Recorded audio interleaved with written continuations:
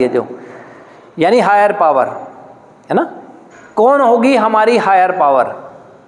वो जो मुझसे और मेरे नशे से बड़ी शक्ति हो, मुझसे और मेरे नशे से बड़ी शक्ति। हायर पावर मतलब जो मेरे जीवन को बेहतर दिशा निर्देशन दे सके, वो वाला गॉड, गुड ऑर्डरली डायरेक्शन, है ना।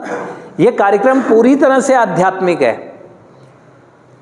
पूरी तरह से आध्यात्मिक है। आप अपने हर तरह के जो आपकी आस्था और विश्वास की चीज़ें थी उस पर चले हैं, उस पर चले हैं। जो भी आपकी धार्मिक आस्था विश्वास मजहब के अनुसार, धर्म के अनुसार जो भी रही है, आप चले हैं।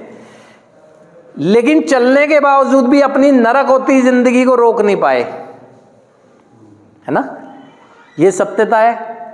सबने हमने अपने अपने हिसाब से जो भी चीज़ें हमारे को हमने करते हुए देखा, परिवार के सदस्यों को जो भी चीज़ें रही हमने करी है, वो सब चीज़ें, है ना। उससे मानसिक सुकून मिला, किसी के होने का एहसास हुआ, लेकिन हमने कर्म उसके विपरीत किए, जिंदगी नरक हो गई।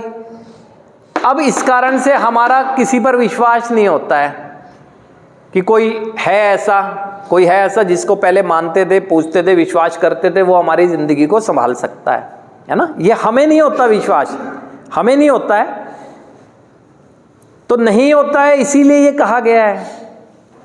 नहीं होता है कोई बात नहीं, लेकिन विश्वास फिर भी करना होगा, विश्वास से ही ज़िंदगी सुरक्षित होगी। तो ये आध्यात्मिक कार्यक्रम है। कॉन्सेप्ट यहाँ पर हायर पावर का है। कौन होगी मेरी उच्च शक्ति, एक होगी या अनेक होगी, इससे कोई मायने नहीं है, है ना। कार्यक्रम अगर मेरे जीवन को सही दिशा दे रहा है तो कार्यक्रम मेरी हायर पावर है ना।